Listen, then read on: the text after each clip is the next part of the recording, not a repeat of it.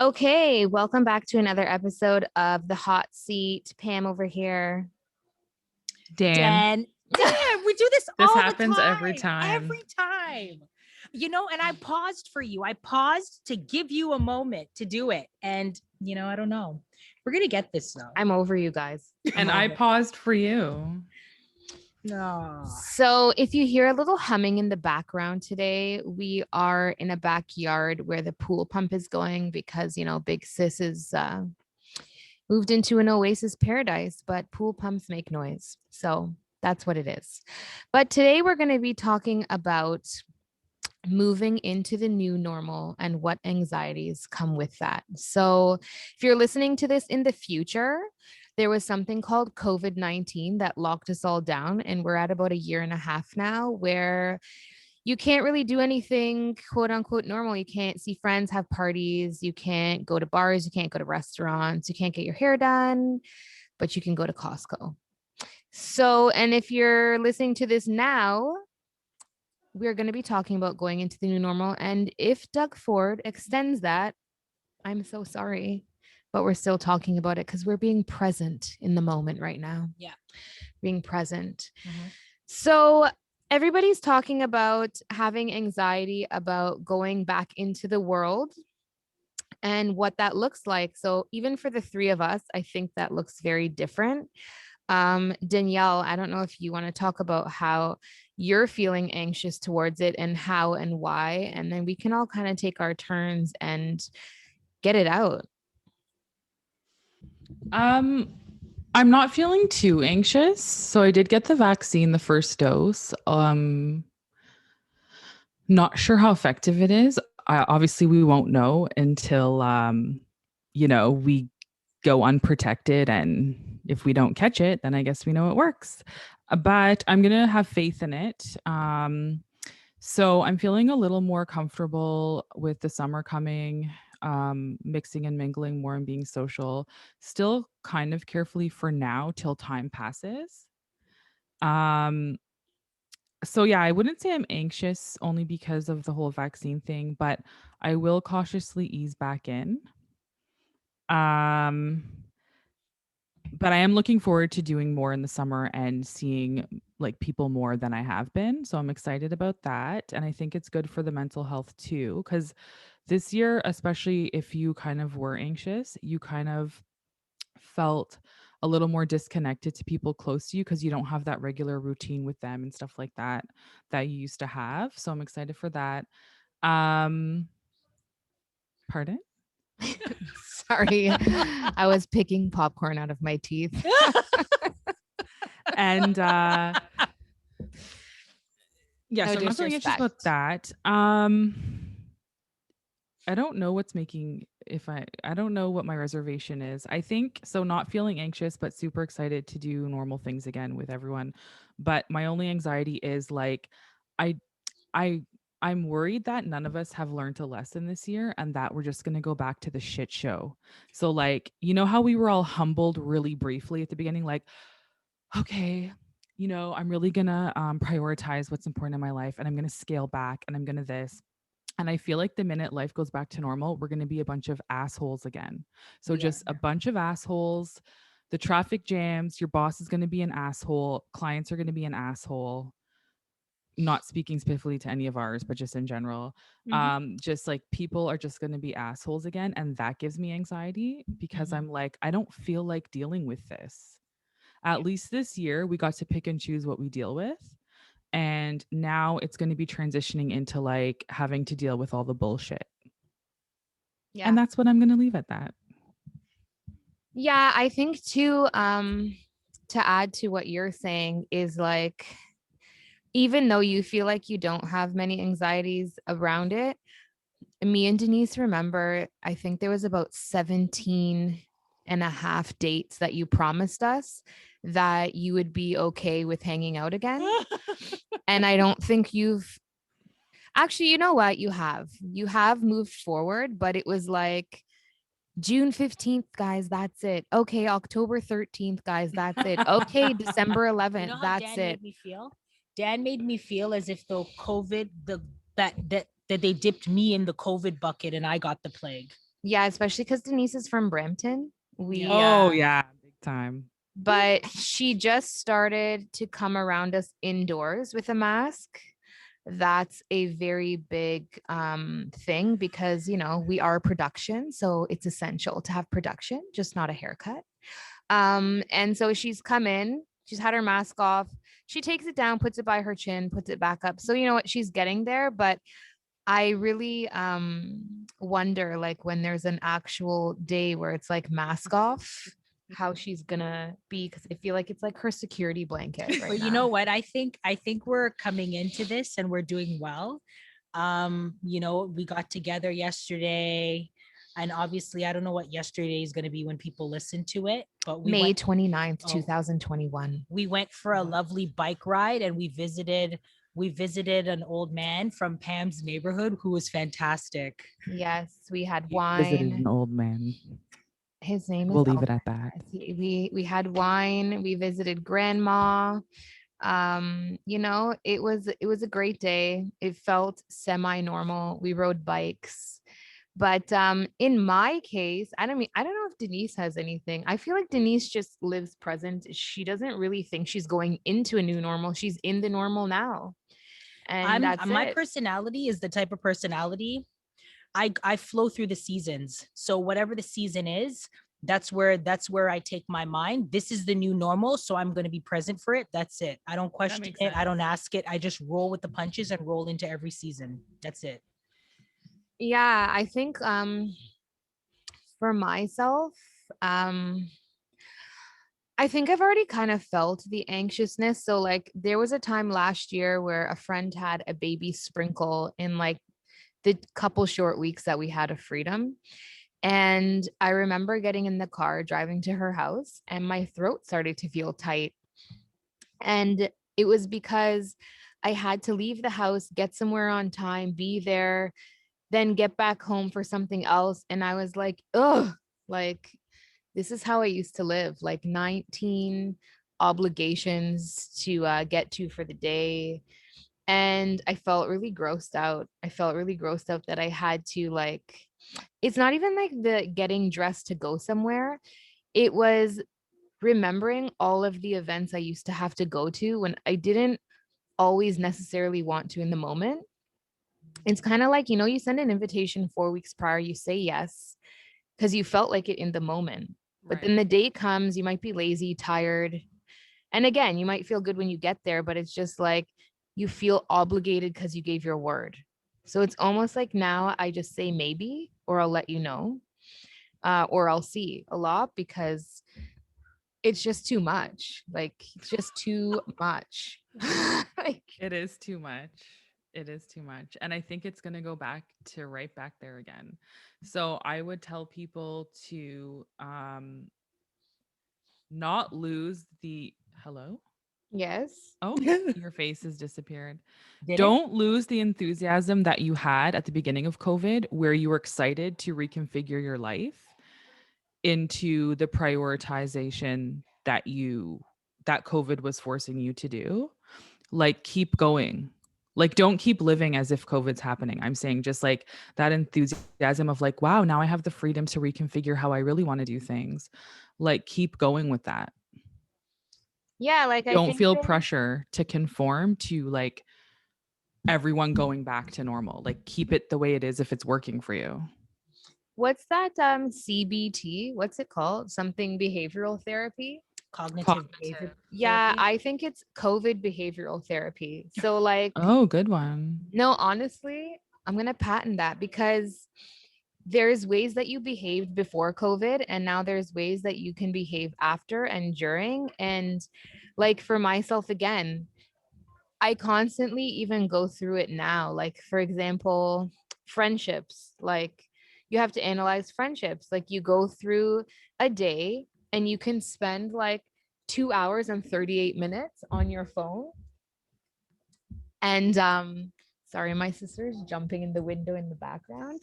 Um, you can spend 2 hours and 38 minutes texting somebody back and forth in a day.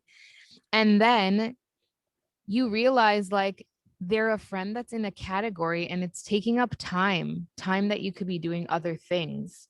But Exactly. like you're just texting back and forth, but it's just like this, like there's just relationships with people that just don't have like the huge amount of substance where it's like, you check for each other, you hang out, you go for walks, this and that. Like they're literally like virtual friends. And so many things have become virtual this year. I don't want virtual friends. Like Yeah. there's enough screen time. I Yeah. don't want screen time friendships. Like it's Yeah. just so ridiculous. So like this year also gives you time to categorize those people and save yourself the time, because like one message where you're just like hey could turn into 6 p.m and it's still going, and you could have read like 7 chapters of a book, because literally you're in and out of, and you can have 7 of those conversations going. But like enough with the screen time relationships, like And that's true. That's actually the flip side, I think, of of going back to normal. Like, um, maybe some people are going to get too comfortable with the anti-socialism, and then they're just going to rely on like the video calls and the voice notes and stuff. And so I That's think me. it's I I think like it's it. important to also remember the importance of being social a little bit if you can help it, because like you're creating memories, you're strengthening your bonds with people, stuff like that. So even if you don't feel like socializing as much, try to make little steps or little efforts every now and again I'm to not keep looking the forward. bonding. I'm not looking forward to going back to work in the fall. I'm not looking forward to having people knock on my cubicle door. I'm not looking You forward don't to have a any of it. door on your cubicle. We have a door. It's like it's not like a door, but it's like the cubicle curves. So it sticks out a little bit more so that it's like they have to come around and stick their head to the side and say, "Hey Denise." No, no, Susan.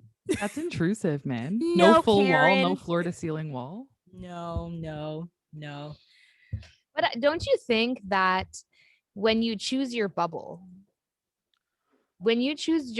like chose your bubble for your COVID bubble, you made that choice based off of who your like ride or dies are, right? So like you saw the people that you kind of, I mean, couldn't live without the saying, but like you saw the people that are like your lifeline people. So like we saw each other, but like certain acquaintances and stuff, you thought that extra mile because it's just like, well, like, yeah, you're not my bubble. The people in my bubble are like the people that, and again, not need, but you know what I'm saying? Like, Yeah. those are the people you chose because you chose on purpose. So it's like, don't open up the floodgates again for a bunch of screen time friends and acquaintances and work buddies to come in and then fill your weeks with dinners, movies, drinks after work. Like, Yeah. sometimes I feel like people feel like they need all these groups of friends to make them feel important, Hmm. right? And if it's because like you network, whatever, but it's like, how can you possibly find? I love people. I Yes. love people, right? But how can you possibly find time to spend with all of them? Like, if I see you at the fruit market and we talk for 20 minutes, we have a great combo. I love it. I love Yeah. every single part of it. But if you want to schedule a dinner with me, it's like, well, now I got to have a dinner with you, a dinner with her, a dinner with her, a dinner with her, then talk to her on my way to the dinner, talk to that friend on my way back from it. Like, it's too much, like it's It is. just It's too much. exhausting. But you know what? I was saying this to you on the drive here. It's us as human beings that make our lives complicated. You don't have to make your life this complicated by overthinking and saying, well, the dinner with this person, the dinner with that person, the dinner with this person, blah, blah, blah. It's either yes or no. It's Yeah. either no, you set your priorities, you put yourself as a priority, you set your boundaries, and if it doesn't align within those boundaries, you use the boundary as the measuring stick, then no, I can't go on 5 dinners. I can only do one, and that's it. I only have the energy for one dinner a week. Like, I'm an introvert extrovert. So when we had a full day yesterday, a full fun day yesterday, I knew today, I know myself, I need to pull it in for the day. Like I knew today I had to be on a different tip for me. I used to have like a lot of acquaintances just to keep busy. Oh, something to do, somewhere to go, whatever. And now like I'm tired. If you have a good full day, Mhm. I'm good the next day. I'm good like for a couple days. Yeah, it's like like I just can't. It's just too much. Like I just can't. And even like even like old things, for example, like someone's birthday came and people would get offended if you didn't post a story of them, post them on your Facebook, something for their birthday or like their post. Yeah. But like that's not real. I called you. Like I called you or I text you, like Yeah. people just get mad at stuff like that. And even that, it's like now I think twice. You know how many birthdays passed this year? And I was like, I'm not spending 20 minutes to find the right picture, post it, tag you. Like, no. And then you miss somebody else's birthday. I'm like, oh my God, you posted her and you didn't post me. I thought we were friends. Is this real? This is a real thing. I Like mean, I it's do like when totally you post me for my birthday. no, but you know what I mean? Like you post who you're post, Yeah. and if you It's can't post the other person, like don't take offense. I was in the mood to post that day, and the yeah. other day I wasn't. Maybe I cooked breakfast at 6 a.m. so I had time after, and this day I woke up at 8 and I couldn't. Yeah. Like Yeah. bug off, just Bug bug off. off. Bug off. But yeah, So the senior says. How are you gonna? I want to know, Danielle. How are you going to transition when everything opens up back into dating? Um Like, if I'm second dose vaccinated mm-hmm. and we've been open up for a while, I won't be as freaked out because by then we'll kind of gauge if everything's kind of okay. I think I did tell Denise the story yesterday. I'll just say it quickly. So I had a moment of weakness last week where I was like, okay, I'm first dose. Maybe if I wear a mask, I could see someone that I know quickly, as long as we don't face each other with the mask on. And then I each panicked other and like get intimate, but don't do it face to face. I didn't know. I Mask just on. knew. I just knew that it's getting down to the wire for me now. So anyway, the moment like literally lasted for 5 minutes because I thought of it was like literally a split second moment. Anyway, the person called me and I'm like, "You know what? You have to get vaccinated first." So they're like, "Well, I wasn't planning on it, but fine." So they went and booked a vaccine, got the first dose, called me after, and I was like, "No, I'm not comfortable." And so um, I don't think I'm going to be comfortable till the second dose. Do you think there's going to be vaccinating dating sites? Like you can only join this vaccine website think if It's gonna be a on you waiver. Bumble I think already. it's gonna be a So waiver for the I'm last back on Bumble and people will be like fully vaxxed or second dose vaxxed or first. Like people are putting it now. So I'm comfortable to do distance walk. Like I'm comfortable to go on dates now, distance outside. I'm just not comfortable with the intimacy of dating till at least the fall. I mean, But I'll I go on walks and picnics over the summer. I just don't think I'll be bumping boots until September, Did you just October. say bumping boots? I think actually we have a whole shit show ahead that we don't know. Like they'll be like vaccinated dog walking parks, non-vaccinated. Yeah, Oh, like sorry, this bus is full. If you're not vaccinated, you get on the next one. So this is like going back to segregation. Yeah. But I always tell people the world turns. So like whatever happened in the past, the world is like a revolving door. yeah. It just turns and things from the past come back into the present. Yeah, like I think there's going to be a lot of weird stuff like vaccine change rooms. You can't go in the change room if you're not vaccinated. Like dentists that take you if you're vaccinated versus not. Maybe you have to pay a higher fee if you're not vaccinated. Maybe like grocery stores. Your OHIP card is gonna definitely have like Yeah. a Mhm. barcode or something that indicates that They you're better be sure this vaccine works, eh? Because if they're gonna let the herd out after getting the jab and then I was thinking too, like not know like if we're gonna be super spreaders after. I was thinking to myself after I had gotten the first jab, I was gonna think, nah, I'll wait for everybody else to get it. I'll probably not get the second. Yeah, And like I I probably mean, won't get the second. We could be you're fully vaccinated, Denise is 1 vax, and I'm 0. And hey, we can just make our own experiment from there and see. We'll see. But yeah, I just don't think that I think things are going to be a bit weird for a while. Um and that's it. Like I have no idea. But what are some takeaways? Like, what are some takeaways from this year and a half that you could walk away with? Like, oh, story. Danielle, Can you hear me? Yes, we can hear you now. Sorry, Oh, She had a mic malfunction and we were trying to like hide it and stuff. But honestly, when you're on Zoom and you're watching her and her face reactions, it's hilarious. The takeaway. I would say don't be irresponsible. Going back to the new normal, still be like respectable to other people. Don't be irresponsible, but also I would say stay humble.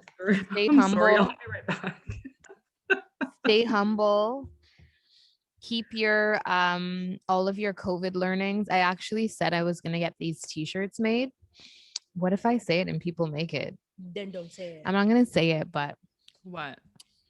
basically, yeah, like if you can't come out of this brighter on the other side with a humble spirit, just like learning those lessons, I just think like you're just dumb. Yeah, because you know what? Honestly, you have to really look at this. Really, really, and truly, you have to come out of this humble because we made it. So we made it. Some people did not make it. Yeah. Like this, and you know what? This is again like history repeating itself. So in the next couple decades, we're gonna see this happen again. But this is going down in the history books. Like we made it, guys. Yeah. Our staff. Do you want to have did. a huge party with like 100 people because we made it? No. And this, you know what? And this is what I'm saying. People still be responsible and respectable. Don't follow Denise's lead, whatever you do. No, and like don't give up on your dreams. Like, you know how it was like YOLO, oh, I'm really gonna live my life now and things get better. Like do that then. Like this should be the lesson learned. Do all the things that you want to do. Yeah. Because you never know when a virus is gonna lick you. For those that don't know what lick means like Get you. come and Hit get ya. you. Yep. In patois. Jamaican patois.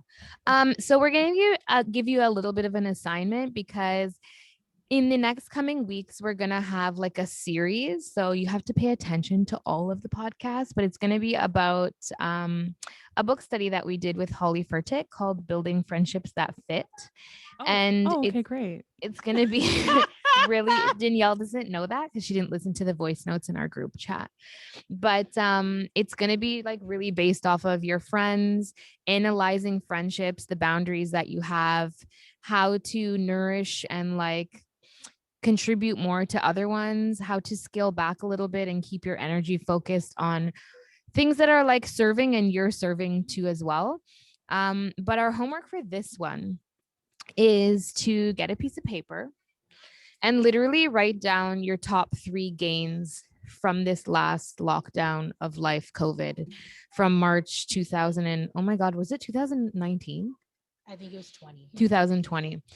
Feels so long. And then just write down 3 major takeaways that you have from this whole pandemic lockdown, like 3 things, whether it's 3 major things you learned about yourself, 3 like breakthroughs that you had in your life. Just write those 3 things. And then from those 3 things, write another list of 3 things of what you're going to do to make sure that those things stay active. What about the 3 people who got on your damn nerve during the past year? Why not? Why not letting them know? If you want to do that, you joking. can, but let's keep it positive. But yeah, just write down those 3 things. And from those things, just make notes on how you can make sure to stay present and keep those things going. And hey, if you want to message us on Instagram at Sheer Therapy or info@sheertherapy.co and share that with us. Share it. We'd love to hear from you guys, see what you're doing. And yeah, I think it would be great just to keep us like the momentum going, you know? But until then, we will see you next week. We hope that you enjoyed the snowstorm last week, and we look forward to sunshine and sunny days ahead. Sunshine, lollipops, and birds. That's Denise with her choir voice again from childhood.